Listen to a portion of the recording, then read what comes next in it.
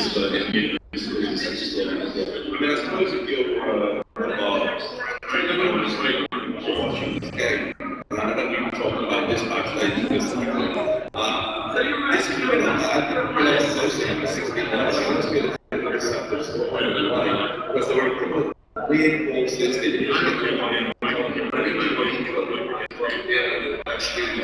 yeah, being was environment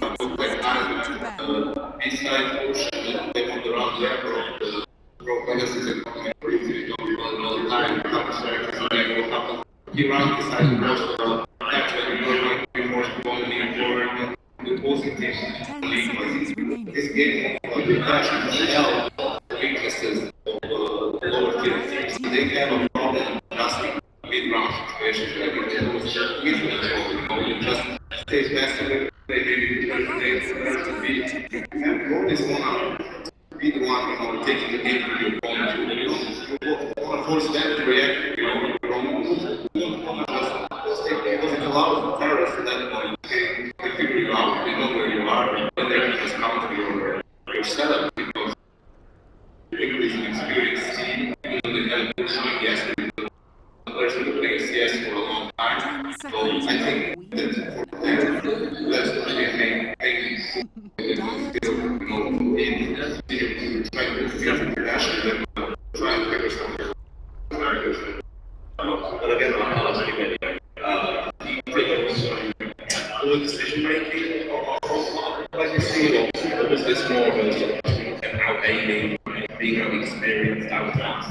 I think you really do have that experience.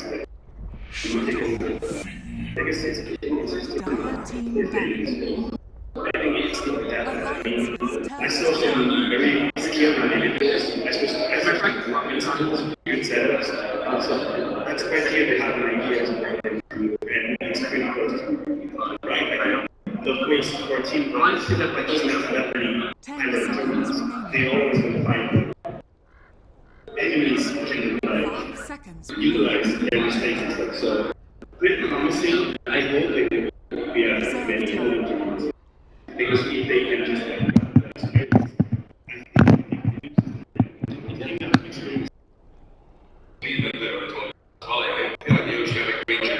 ready. By the way, Jimmy wanted to cast one of the games in this series. Jimmy? Yeah. Does he? You're casting with Jimmy. Sure, if you did. He came over and asked me before we started, and I asked Milton, he said it's fine. Okay, are you alright with Yeah, that? Yeah, okay. Dire team ban.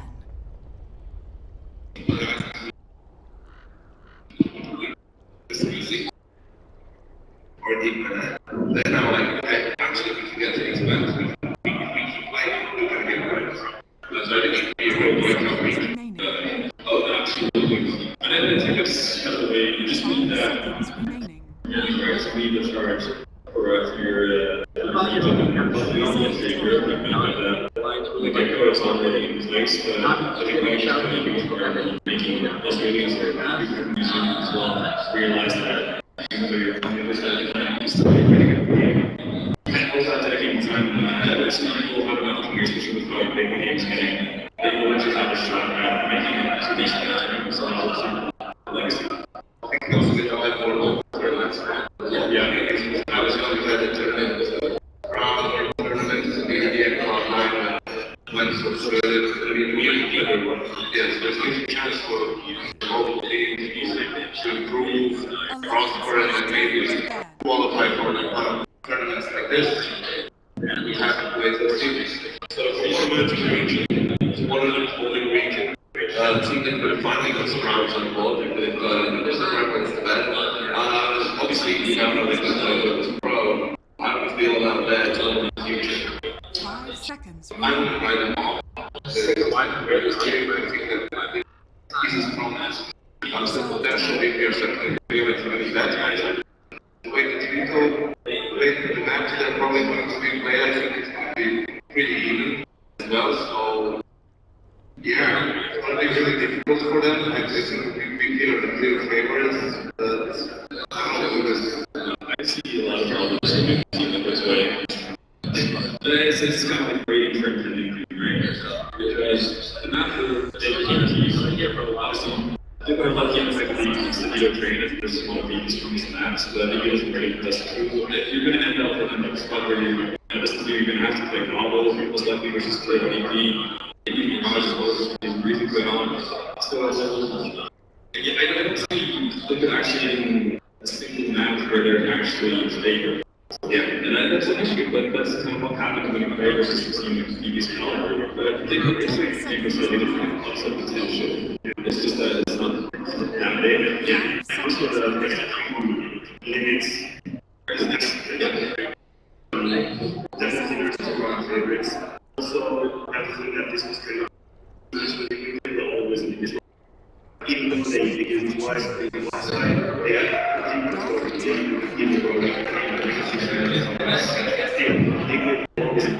that's not going to be the case because if you're in that situation, they need to do and they have to make measures of the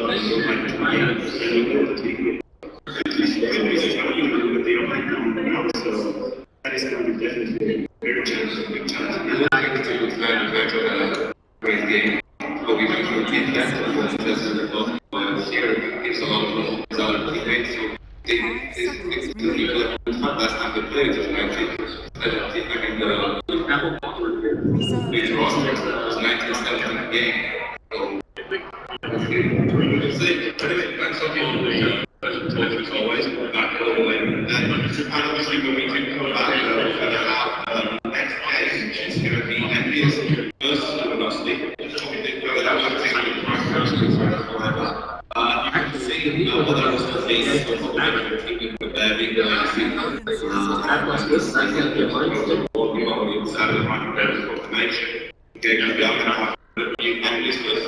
big winner of that will be going to play NIP the envious so far this time. So certainly looking more interesting half. So now right, so stay connected again. And what we're going to do, we will take a short break, and when we get back, we are going to have the envious and Luminos again. These guys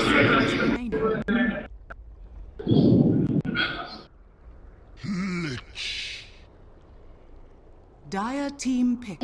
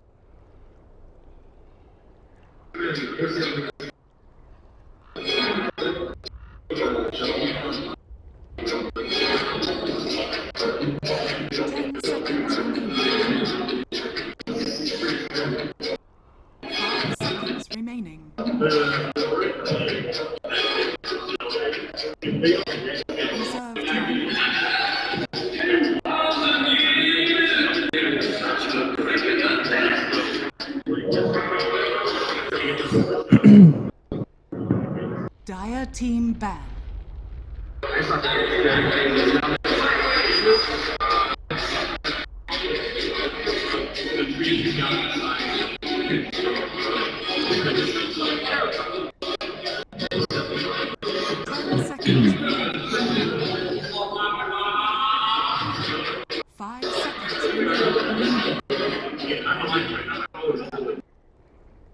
Alliance's turn to pick.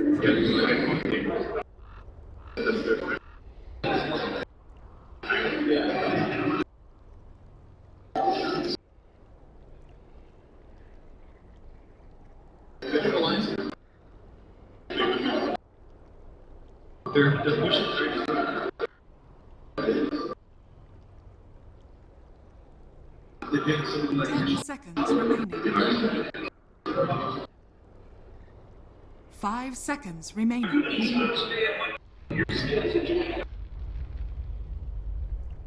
Reserve time.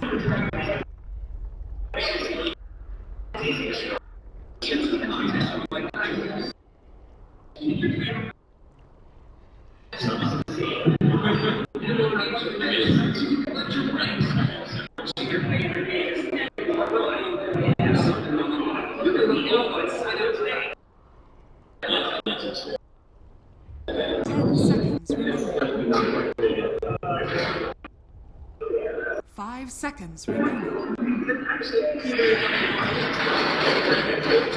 Dire seconds remaining.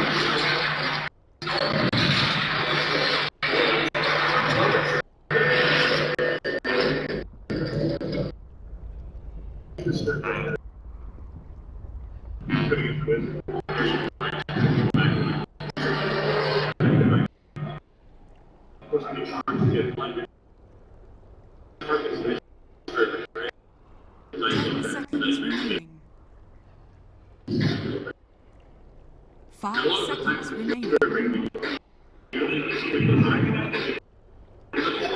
Reserve time.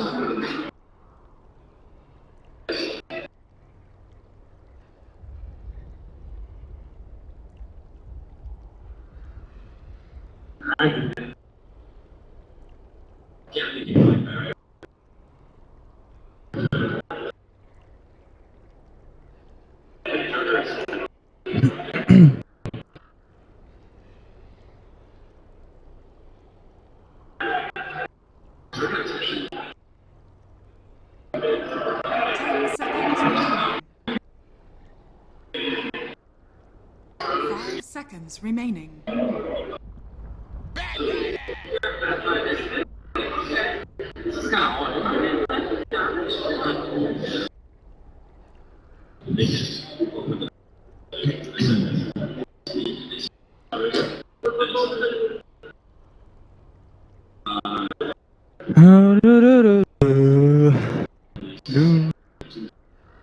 What?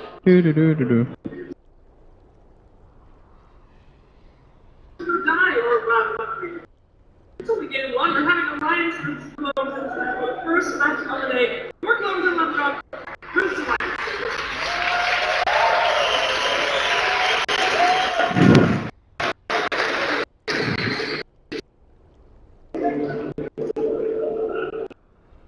Indeed, thank you very much, Shiva. It is myself, OD Pixel and Draskell, that's going to be taking you guys here at the stadium, and those of you at home through this series. Alliance versus 4 Clovers. Andy, the draft came out, they were talking about the Batrider pick. We saw what Bambo was able to do with it yesterday.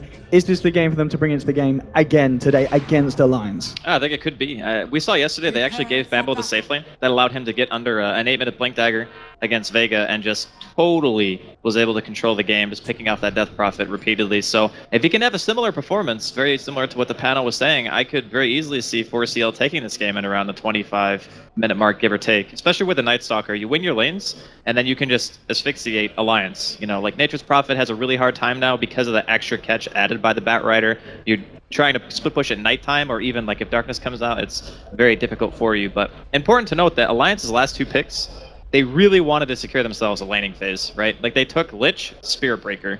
That just screams, I want to make sure I don't lose my land so that Night Stalker pick never really comes to fruition and just makes our mid-game hell. So we'll see what they can get done early here. I think this is going to be a matchup that a lot of people are going to be very interested to follow. We've seen already at this LAN 4 Clovers, they've had a great run to get to this point here on day 2. And Alliance, of course, this is their first match. They were able to get themselves from the initial DreamLeague stage straight into day 2. So their first match here at LAN, but of course, they've got the home crowd support as well, though. A lot of the players on 4 Clovers, they've got a fair few that were back in the day alongside those on Alliance. So a little bit of a rivalry going on, a little bit of a fun one as well, though, as everyone's friends here.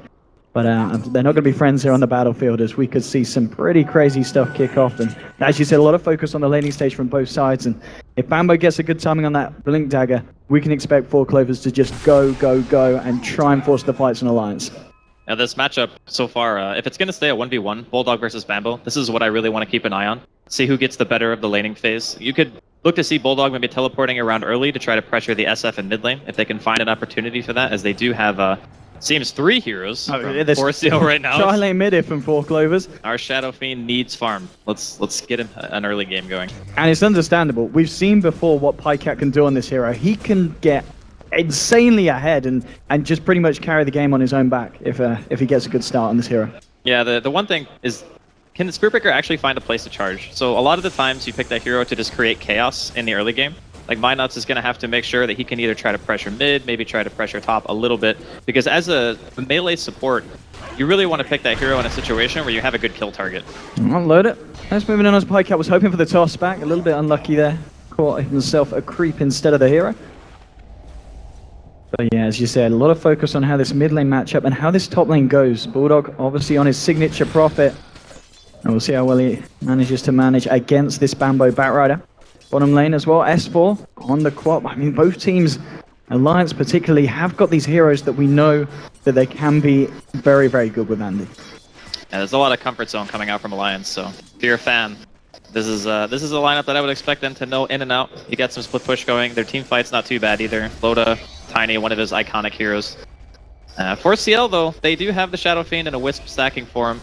And Saksa, I would also say that this is probably one of his most comfortable heroes as well, playing on the Winter Wyvern. So it's not as if 4C&L are playing really out of their comfort zone. Just going to come down to, like we talked about, the early game is going to mean so much for both of these teams. And at the moment, looking at the CS in the lane, well, Pycat is just going to come up here for the 2-minute rune, and well, you get the Arctic Burn slower onto Ake, now walking up, chasing him away. I don't think this Lich is going to survive this one anyway. First blood there to EGM. As he takes down his former partner in crime, Ake to fall, and first blood to 4 Clovers. Yeah, they're putting a lot of emphasis on trying to just take away everything they can from Pycat, so he's just going for the top rune. Bottom lane, we might see a kill here for Alliance. They'll blink forward, trying to get Nikwa, and one more right click should just do it, and Alliance, they'll get themselves a kill in return, bringing it to 1-1. S4 picking it up on the quad.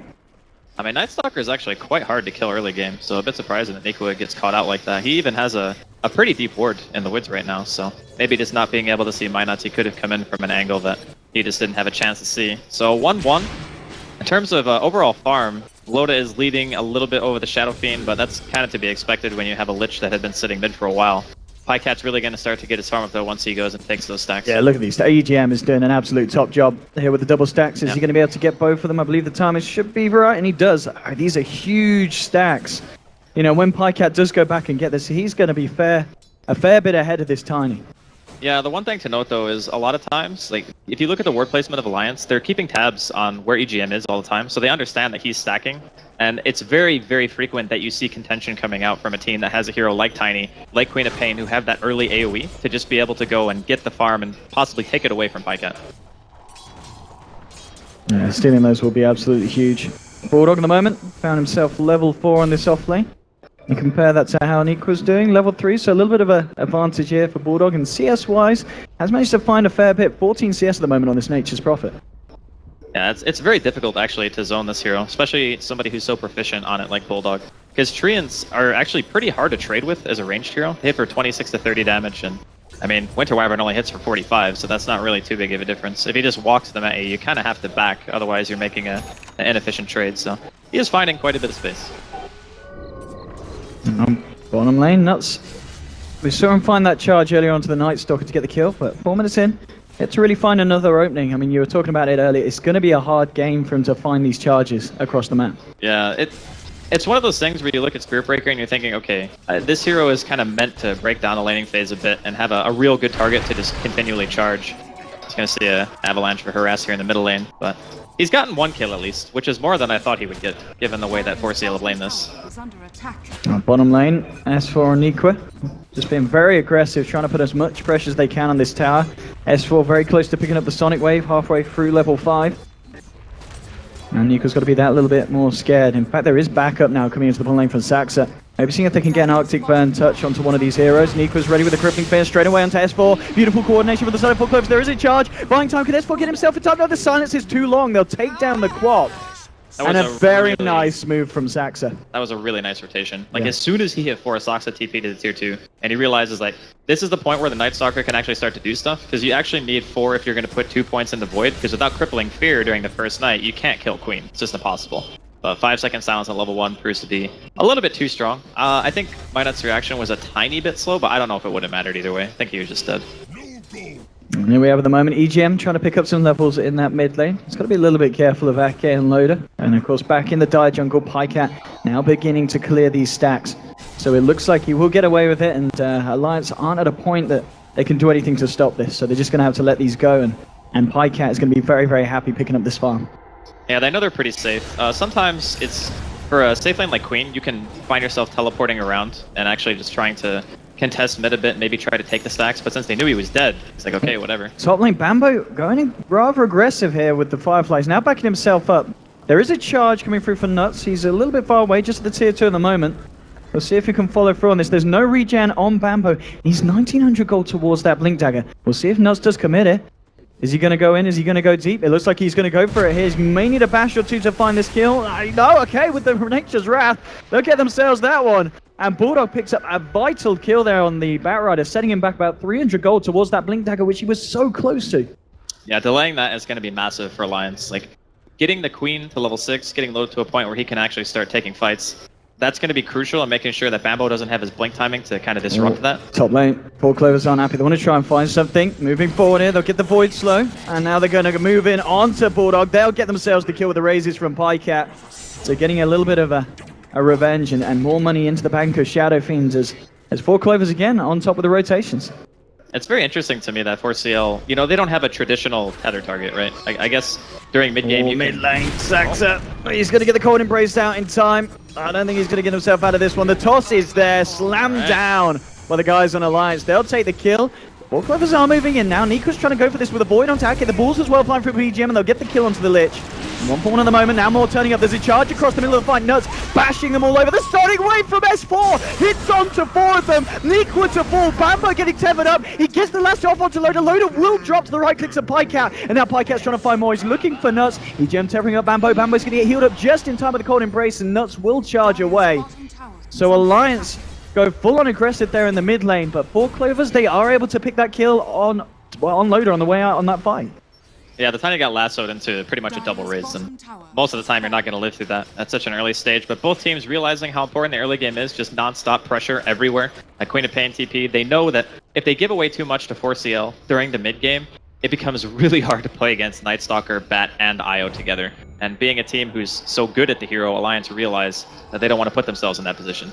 I mean, they were so close as well. It looked like Alliance had that fight when S4 hit that 4-man Sonic Wave. Yeah, the charge was actually really good too, coming in from Minus. He actually hit, like, I think 3 people with a stun, so. Well, we're going to see if they side of Alliance can find anything here. Ake and Loader. Now smoked up. I'd love to try and find a pick-up on one of these two heroes, EGM and Pycat. And the ones that they've set their sights for. They've seen them now as the creep wave comes around on this top lane. Loader, he's level 7. He's got a fair bit of potency with his combo. Yet to hit level 6 on Ake, so they don't have the Chain Frost. So they're just going to check out the jungle, see if there's any stacks, but at this moment in time, they have all been cleared up. So nothing in the jungle, and it looks like Alliance won't find anything here with the smoke. It's a bit unfortunate. I mean, they did drop a ward or two, so it wasn't a complete miss. Charge mid here on the Soxa. Let's see if they can get this. They've got the wraparound from Loader and Ake. It's going to be the Arctic Banner now with the TPs. Hello, Loader might be in trouble straight away again. The lasso in the exact same point as before. They get themselves another kill on the Tiny. They're moving on to Ake. Tries to turn around for a blast. It's not going to come out.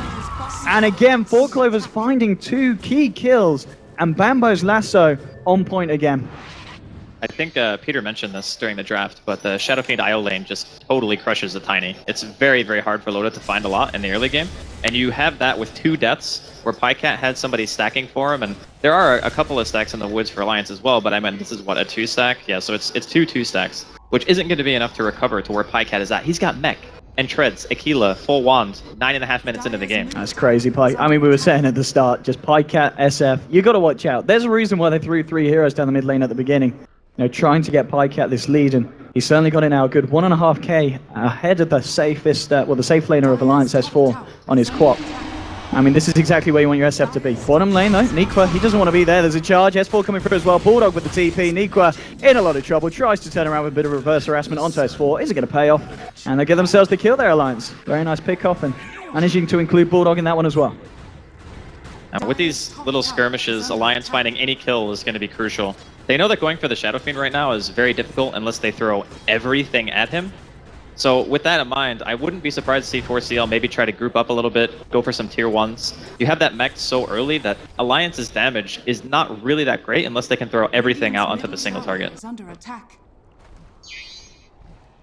I'll see what the next point of call is here from both sides. Alliance sticking it around the jungle. S4 has got that Sonic Wave off cooldown again if they want to try and look for something. And that's, yeah, he's going to go for the charge on Saxa. Saxa, I think he realizes something is up. He's Arctic burning himself away, and yeah, it's going to be enough for Nuts to cancel and hold back on that one. Won't be following through. And here's your relocate Bambo. He's actually caught out S4. Oh, EGM brings Pycat in as well, and hello. S4 gets the blink off. They're not actually going to be able to find this kill. So even with the lasso and the relocate, it wasn't just enough to control this Quap, and I guess that's one of the downsides really of that tricol when they go for a kill. And the lasso's already been used. Yeah, that was a little bit interesting actually. I guess they thought it would be a little bit longer before Saxa's Bulldog. sprouted. Nature's Wrath. Radiant's Could already top fly tower is through, under and there's a attack. TP, so yeah, Nuts isn't going to go for this one. Hasn't quite got the mana here for another strike, and with the TP in from Bambo as well. It's going to slow this one down, but Alliance are looking to group and go. Do they have a smoke here? Or are they just going to go straight for the push? It looks like they're just going to try and get some momentum going on this top lane. In fact, the full 5-man all ready to fight. Nuts leading through. They've found Sax. They're blinking. They'll get the shadow strike. The screams there as well. And with the right clicks, they'll bring him down. Alliance, they get the quick clean kill. The TP is actually going to be cancelled here by Pycat. And I think this may be 4 Clovers just letting this one go. They do not want to try and stop this full 5-man push from Alliance. Yeah, they're just going to go for the counter pressure, try to push him in a bit, push him bottom. I think it might actually be better to just use relocate with Nikwa if it's nighttime, you know, because then you can actually like silence the Queen of Pain after the lasso. You don't have to actually kill the hero in that time. Because as we said earlier, the Shadow Fiend isn't a traditional Wisp target, you know. You don't really see that being the combo most of the time. Some hero with some kind of disable. Charge is coming through on Cat. EGM, he does have relocate, but there's the Nether Strike controlling the IO. IO will go down to a bash. They get the Winter's Curse on S4. The Red Groovers are on the raises. They're turning it around. They found 2. They're going to get the last on to Bulldog as well. He's almost certainly going to fall as 4 Clovers find 3. Double kills by Pycat. Beautiful Winter's Curse. And hello, there may be more. They get the Arctic Burn slow onto Loader. Flame Break will bounce Loader back towards them. The blink from Bambo. He's just playing with the Tiny. And they take him down as well. 4 kills for 4 Clovers. And some beautiful team play from them there mid lane. That escalated quickly, as they say. He actually sacrificed EGM there. He Let's have a look. Yeah, when should they pull it out, Andy? So he goes for the ulti here to try to blow up the Wisp, but the mech keeps EGM alive a little bit longer than I think they had expected. And instead of going for the save, Saxa comes in with a really nice curse that just annihilates S4. And at this point, the fight's already over. Like, you've lost your Queen of Pain, you've used all of your burst damage, and 4CL just come in and clean up. And Nuts was just pushing out the top, does TP away as the movement from Nikwa was heading in his direction. Bambo, 1k gold now on top of that Blink Dagger. And he's going to just TP himself out, S4. Just finding some farm here in the jungle, trying to make his way towards that Orchid. And now Bulldog himself, looks like he's going to be going for the Shadowblade build here on the Nature's Prophet. Yeah, this is a really hard game for Nature's Prophet, actually. When you're behind, as this team against Night Stalker, it was mentioned on the panel, and again inside of this game, is it's very hard to play this hero from behind when you know that relocate ganks are always a possibility. So you need an item that's going to allow you to be more mobile and make 4CL invest in buying like sentries, dust, things like that, just to be able to spot you out. Otherwise, you're kind of just a free kill. So at the very least, you're making them commit something. And I think Bulldog is very good at playing that kind of game. Radiant's top tower is under attack. Bottom lane, the relocate. Bambo's ready to jump on Bulldog. Bulldog can prod the trees, but they get the lasso. EGM and Pycat turn up, melt through the Nature's Prophet. And we'll see if Alliance want to try and fight here. They do have the Nether Strike. Are they going to lead in? They are. S4 blinking forward here. And it's going to be the relocate back out, taking Pycat away from this one. Bambo could be the one that gets sacked on the side of 4 Clovers, and he will be. They get the vision, they get the bashes, and they will find the return kill. So the 2 solo laners just falling for each other there. Bulldog for Bambo. I think it's okay though, because I think Alliance are more reliant on Bulldog right now than 4CL are on Bambo. Like, if Bambo finds a kill and has a trade, okay, he's pretty much done his job. Because the rest of 4CL's lineup, if you look at it in a 4 versus 4, they're actually very strong.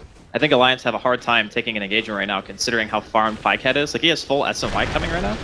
Avalanche from Loader isn't going to catch anyone. He gets the top to Piker, but they just turn. And with the right clicks, they destroy Loader. Loader just disappears. Oh, the Sonic Wave's beautiful. The chain frost to pull up as well. Maybe Alliance can turn. Winter's Curse down on turn 4. EGM gets bashed up. The Requiem comes out from Pycat, and Bordeaux's going to get himself out. He's stuck in the trees. He's going to get taken down. He's a 2 for 2 at the moment. S4 just hiding in the sideline. Saxa and Pycat trying to look for him here. S4, maybe he comes back out. Nuts and Ake moving down the lane. There'll be the charge onto Saxa. He's cold embraced himself up. Pycat still down the back. Oh, the Splinter Blast. The right clicks. Pycat has no mercy. Double kill from the man. Nuts is going to try and get himself out. He's going to charge in 3 seconds. Is he going to be soon enough? 1 second. No, the fire's there. The triple kill from the Shadow Fiend. Pycat destroying his old teammates here, as it's a beautiful performance on this SF, and he's now pretty much double the net worth of S4 on his quad. Okay, so I think if we can take anything away from the games of 4CL so far here at the LAN finals, don't give 4CL Shadow Fiend. Like, just don't do it. Loader's got to run. He's got to get himself. He's already used the Avalanche. Okay, they're actually going to take Pycat out of this one. And yeah, they've already found the tier 2 there. They'll look to just get the pressure going on the other lanes. He just finished his SNY as that fight was kicking off, right? And got 2.6. He's got 2,700 gold after he just finished up the SNY. It's 16 minutes into the game and he's got 12k net worth. Like, that's insane. I don't think they actually have the damage to kill him if the Wisp is nearby anymore. It's just not possible. Like, the way that Alliance have to take a fight, they have to drop everything on one person, but having a Winter Wyvern is really good for that. Charge onto Niqua, S4 blinking forward. Niqua's fairly tanky, and now he's just going to turn and go onto Nuts. Nuts has got the cape, walks it off. Pycat trying to get lucky with the razors, won't quite find it. And oh, Alliance, do they want to try and fight? They haven't got a chain frost here for 20 seconds, but Ake's just moving in. Getting some vision down here around the pit. Thing is, though, 4 Clovers, they're already in there. Pycat working away at Roshan. Alliance, so they're ready to try and formulate a fight. 20 seconds until S4's got his Sonic Wave. I mean, this may just be a little too long, and I think the time might be here for 4 Clovers to take this Roche. And Alliance, they just don't have the oldies to jump in yet. The Furian's not up to a point where he can actually do much in the fight. That's the real problem. Like, he goes for Shadowblade, but in a 5 versus 5 fight, Shadowblade is not useful.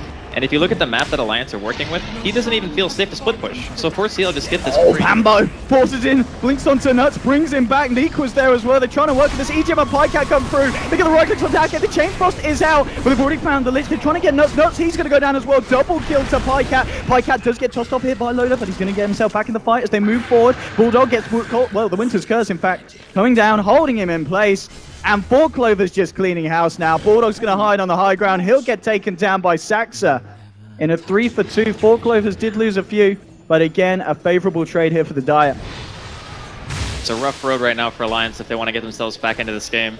When a Shadow Fiend is this far ahead, and you don't really have a good physical damage hero, it becomes increasingly difficult to deal with him. I mean, he's feeling so confident, he just goes for a crit. Like, he's not going BKB, he's not going Scotty, which are the typical items that we see for a Shadow Fiend. He's like, nah, I was going to buy a Daedalus. I got Wisp, I got Overcharge, damage reduction, and, I mean, honestly, EGM has been following around most of the game, and I was kind of thinking at first that it's not like a super strong combo for killing, but he's so tanky. That's the problem, they just can't kill him. They really can't. Yep. Well, top lane, and let's see them go for a bit of action. Niqua is going to get charged down here by Nuts. Nuts going to hold off and just lead him with another strike, and Bulldog turns up, says, I'll have that kill. Takes that one for the team. Kill secured, and well, Alliance off the back of that, trying to force this tier 2 on this top lane. Bottom 4 Clovers themselves, getting the momentum going towards this tier 2. Essentially a trade. Fortification will come out from 4 Clovers. And we'll see if Alliance do return to try and defend this tier 2, or if at this point they've just got to let it go. Well, I think that trying to contest Shadow Fiend right now is maybe a mistake. Like, you don't want to try to take a 5 versus 5 fight against 4CL at this current stage. Splitting up the map is what Alliance always wanted to do. It's just become very difficult due to 2 things, Night Stalker and Batrider. Also, EGM's relocates with Pycat. As soon as that happens, you have to pretty much abandon the fight right now. Alliance just don't have the items that they need. Daedalus done on Pycat. Touching on to level 16 as well. We're 19 minutes in. This man has reached a 15,000 net worth on the Shadow Fiend. This has got to be definitely up there as one of Pycat's best performances, and I'd imagine it feels pretty good for him going up against Alliance. I think they disband Shadow Fiend next game, Alliance. Like, that's really the main problem. So they pick this Lich lane with Tiny mid, right? Because they want to win the laning phase. And they don't actually win mid with it. So then the Lich doesn't really offer much. I feel like the Spirit Breaker kind of fell flat as well. He didn't really do anything controlling other lanes besides bottom, and any support could have done that, right? So I'm kind of questioning if the Spearbreaker pick was the right idea, and if they could have done something else maybe to actually help win mid a little bit harder, because Pyka had no pressure this game, absolutely none. Radiant's middle tower has And Gem fallen. now picked up on the Wyvern. Almost certainly going to be given over to the Night Stalker once he finishes off his axe. And here's the push. There we go. Brings S4 back. Bambo straight in. Alrighty. And there we have it. The record's been set. Pycats performed this game. A patch record for the net worth on this hero. He does get tossed back, and this might be a big kill if they can bring Pycat down. Pycat can get himself out of this. The charge is there, but he's got the Aegis. He's ready for round 2. Loader and S4 on the sidelines for 30+ seconds. And 4 Clovers will use this time to take the mid-tier 3. And maybe even more here, Andy, as 4 Clovers Middle tower. are just rolling over Alliance at this point. Now, their lineup needed to have one of two things happen. Alliance needed to either kill the Shadow Fiend a few times, maybe contest the stacks, and they didn't end up doing it. That kill on bottom lane where S4 died, I think, was pretty crucial in that regard. Like, not hitting 6 faster and not being able to contest mid to help kill the stacks. And then the other thing is, like, the Spirit Breaker just did nothing for me. I really felt like the pick when I saw it, I was like, okay, I see what they're trying to do here, you know? They want to try to mix it up a little bit in the early game, but it just didn't do much. So then you have this mid game where Shadow Fiend is completely free farming, gets kills the first couple of times that Alliance actually try to fight mid, lives through all of the engagements, and up until this point still doesn't have a single death. You just gotta ban the hero, honestly. Absolutely. I don't think we're going to be seeing this hero again from 4 Clovers. I think it's a little bit of a weakness though that Alliance as a team don't actually play Shadow Fiend, because when you're Radiant as a team, most other people who are playing against you will always ban Shadow Fiend just because it's so good on that side. But Alliance aren't the team who do that, right? Because S4, they mentioned on the panel too, Peter said S4 just doesn't play Shadow Fiend. So I think it's, in this patch especially, it's kind of rough. Oh, there's a smoke up. It's actually going to get dispelled by Bambo, and he's actually still going to jump in. He goes in, grabs Loader. The dust is there as well. He has been glimmer-caped up, and now with 3 heroes coming in onto Loader. Can they get it? Maybe Alliance can look for the turnaround here. Nuts charging forward, trying to make this a favorable trade, but EGM comes in from the back. Saxon and Pycat looking for the fight. The Chain Frost comes out, but it doesn't matter. They've already found 2. The side of 4 Clovers. Bambo getting bashed up by Nuts. S4 blinking forward with the screen. They will take down Bambo on the Bat Rider, but they've lost 3. The Winter's Curse onto Nuts. They lose 4. It's a 4-for-1 trade once again, favoring 4 Clovers, and Alliance just can't win these fights. I think this game had actually, they've been on the back foot for a while. It seems weird saying that, right? Because it's a 22-minute game, and the net worth for Pycat's 19,000 at 22.5 minutes. That is absolutely ridiculous. There's just nothing they can do, honestly. Like, some games you can come back based on the enemy team making a mistake, but he actually just has so much farm that he's almost got enough for another, like, tier 1 item. So if he wants to go for Scotty now, if he wants to go for, like, AC, Butterfly, you know, whatever the choice, he can pretty much straight up buy it. And if you compare that to what Loda has, he's got a Shadow Blade and Drums, which still isn't even, like, if we're talking about farm for the stage of the game that it is, it's not even like it's that bad. It's just when you compare it to Pycats, it's like, okay, well, how do we kill this hero? They've got to do something big here, Alliance, if they wish to recover here in game 1. I mean, what is the plan here for the side? What can they do to try and punish 4 Clovers when they look for these very aggressive movements from the Bat Rider? I mean, we saw Bambo there. It didn't look great at the start because they were sitting on the sidelines, about to jump into a fully smoked up lineup of Alliance, and somehow they just come out on top. The relocate comes through, and they've got all the resources to just turn the fight around. It's just solely the Shadow Fiend. Like, that really is the story of the game. Sometimes you just lose to a hero, and this game Alliance lost to Shadow Fiend. Because, I mean, obviously everyone at 4C&L played a part. They stacked the jungle for him. Bambo had some really nice picks early on that helped him create some space so that Pycat didn't have any pressure. The team played very well around the hero. But a smoke here, looking for a potential kill. Scouting some chance. And I think it's going to be Ake in a lot of trouble. As he gets picked off here by Niqua and Saxa. He'll make them work for it. As Saxa claiming the kill onto his icy brethren. Now the push from 4 Clovers. They've already found other tier 2s. They've of course found the racks in the mid lane. They're ready to look for another lane. Oh, he just buys a whole Satanic. Okay, yeah, that's that's the thing. That's it. Yeah, that's good. Good item. So he's gonna have like what, close to 30 armor and 2,500 HP. Okay, I mean, it's not a stat we normally look at, but his current GPM 830 gold per minute. They actually just cannot kill him. It's not possible anymore. Like, they would have to throw him into the well. Well, even at that point, I think they're going to need at least 7 ultis. High cap. He's now going to look to take the tier 3. Rex now exposed. What are Alliance going to be able to do to stop this? Okay, loaded against lassoed up. Oh my god. That's your tiny gone. Chainfrost coming out. They're trying to do the best, but S4's been silenced. He can't get off the Sonic Wave. They'll get the Rec Room off Pycat, and now he starts to go to work. Holy crit, just melting through the Spirit Breaker. Loading does get the toss back here onto Pycat, but Pycat says thank you for moving me closer to Bulldog. Bulldog trying to TP out. Is it going to work? Triple kill for Pycat. Nuts gets the charge. He gets the bash on TGM. Will take the kill. They've got the buybacks here, Alliance. Can they force 4 Clovers out of the base? I don't think they can. Nuts is going to go down. It's a dieback on the man. Ultra kill for Pycat. Give us the Rampage. He's going to get it. And that pretty much sums up this game. GG is called. Pycat on that Shadow Fiend. My god, Andy. He ended the game with more net worth than the 3 cores of Alliance. If I had the chance to warn people with weak constitutions to look away for that Shadow Fiend performance, because it was ugly for Alliance at the end of that game. Like, I don't know what else to say. 4CL just played a phenomenal game. A lot of little things went wrong for Alliance in the early game. We talked about not being able to contest the woods. 4CL did a really good job of defending their stacks, realizing when S4 died that they could just go take him, get the Shadow Fiend off to a really good start. The first couple of engagements, Loda died, right? So not only are you already losing